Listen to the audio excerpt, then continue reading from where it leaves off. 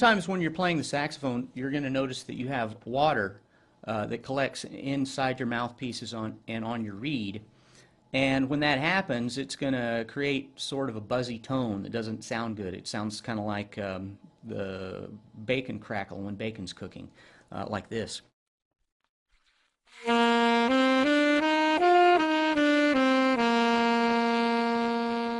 That buzz in there. And so you don't want that in your sound.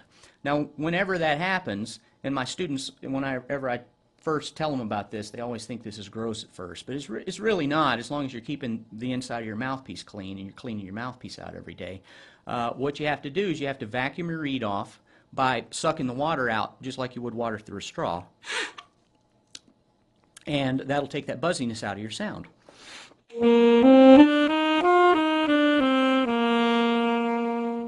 Sound good again. The reason this happens is because when warm air hits cold air, just like you learn in science class, it creates condensation. So you're sort of making a rain cloud inside your mouthpiece that's dripping down on your reed. And then that water rattles when the reed vibrates. So this is something that's going to happen for everybody, you know, and it's very, very common. However, if you're playing your saxophone in a cold room, or if your saxophone happens to be cold, it's going to happen more because you have warm air colliding with cold air, and so you're going to get more water until the horn warms up.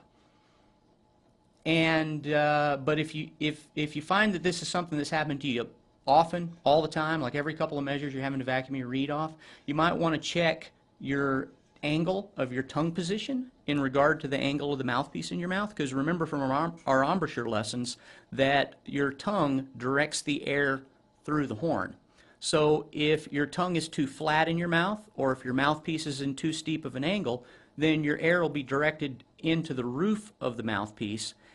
So you're blowing directly into the roof of the mouthpiece. That'll have the same effect as if you were breathing on a car window on a cold day, how it makes condensation on the car window so you can write your name.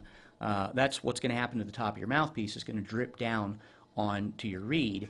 And so if it happens a lot, it's probably a tongue position and an embouchure issue, and you probably need to go back and review those embouchure videos.